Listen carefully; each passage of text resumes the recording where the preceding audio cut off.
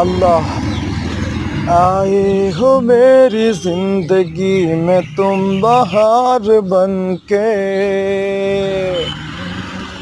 मेरे दिल में यूं ही रहना है,